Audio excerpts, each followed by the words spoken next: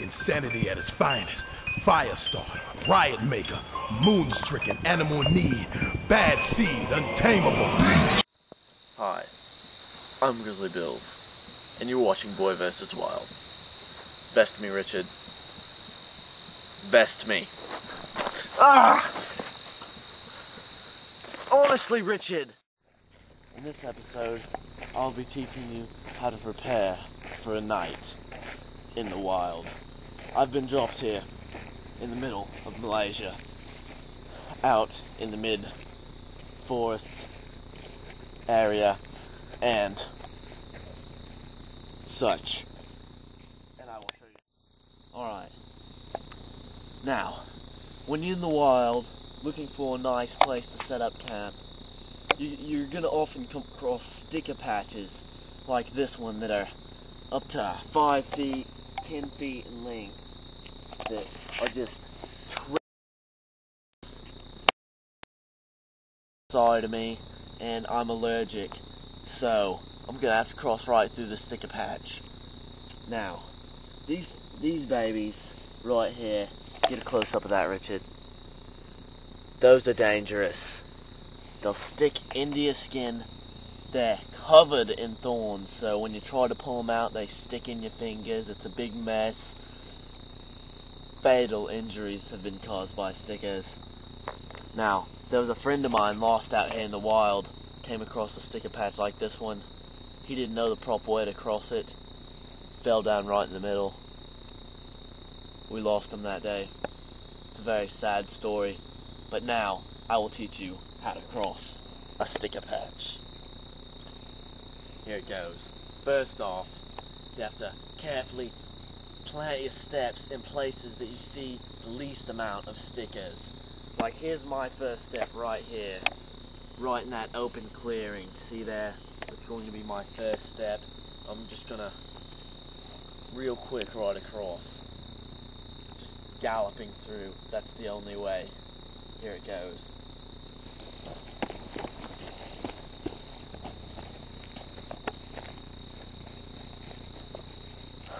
I made it. One of the key elements to surviving in the wild at night is making a fire. I'm now gathering up some tinder so I can start one as soon as possible. Alright, I've gathered some nice tinder to start my fire. I need to try to get it done before nightfall, so I'm gonna have to hurry. What you gotta do, find a nice clearing like this, get your wood, get them into nice, rationally sized pieces, and set them up in this type of pyramid fashion here. Doesn't have to be perfect, just get it done.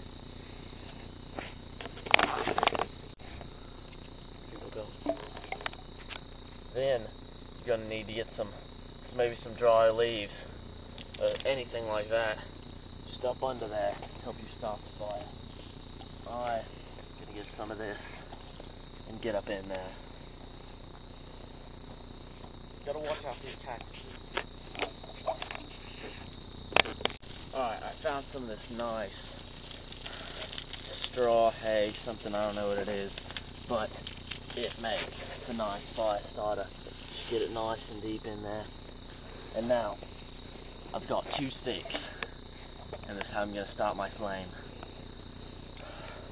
You rub them together really fast until they start smoking. Might take a while.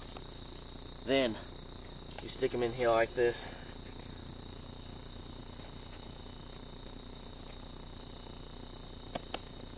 And you get out.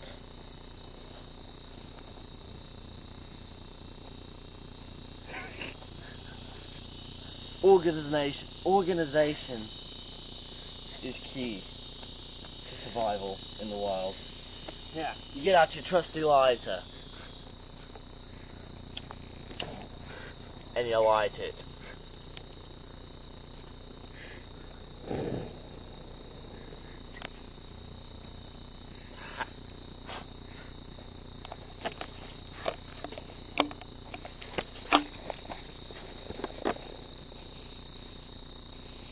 There you go. That's a nice fire for the night. Now, next thing I'm going to need to do is set up shelter. I'm going to try to set up my tent somewhere over in here, right by the fire to keep me warm. So, I'm going to go look for some tent supply materials real quick. Go ahead and check out the wilderness.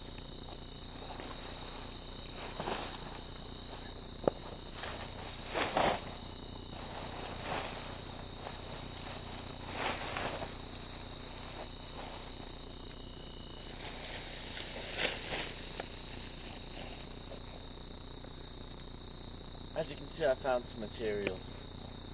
This is all things I've made from the wilderness.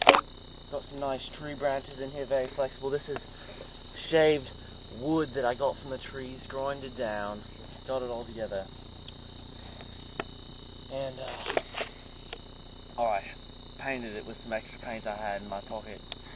And that's a good shelter for the night. Now, see, all this is key to surviving the night in the wild. Now I'm gonna go to sleep. This tent should keep me, this handcrafted homemade tent from the wild entirely should keep me warm through the night with this fire right here next to it. Never put the tent too close to the fire because it could engulf you in flames and you would die. Now, going in. A little privacy please, Richard.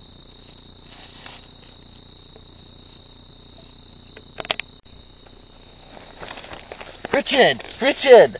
Get that out of here. Oh, what have I told you about knocking? What have I told you about knocking, Richard? Good Lord. Alright, well, here I am. It's about 3 a.m. in the morning, out here in the wilderness. It's scary. You can hear wild boar and all kinds of scary creatures running around, tapping on the tent. I heard a bear growl earlier. There's so many weird sounds. I can hear the beating of the drum. I can't even talk, it's so late. Very hallucinating. These bugs, gnats, mosquitoes getting at me. But anyway, I can hear the beating of the drums of the Zulu tribe. If they find me here, I'll be a goner for sure. So I've been having to keep a lookout. Been sleeping in shifts of 5 minutes, staying awake, checking for the Zulu tribe, just looking all over. I'm very tired. It's not a good night. Did you hear that? That's the Zulu tribe. Be very quiet. Very quiet. Richard, get in here. Richard, come on, Richard.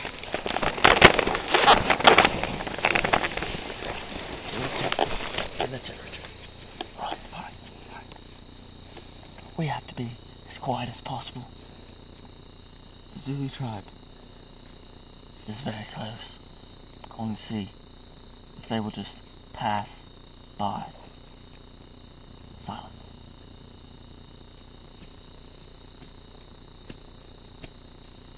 I can hear them walking by.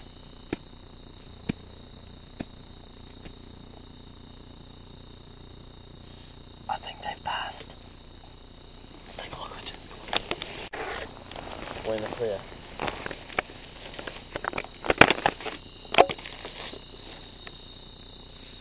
I think we're clear, Richard.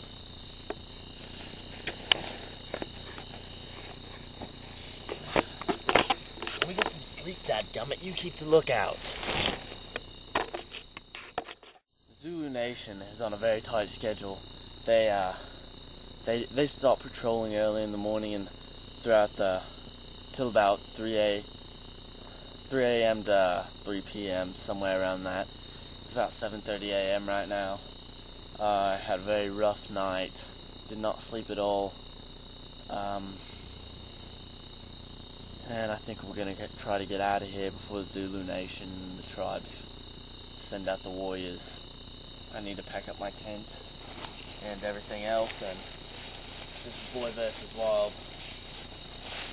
How to prepare for a night. Here's that tent.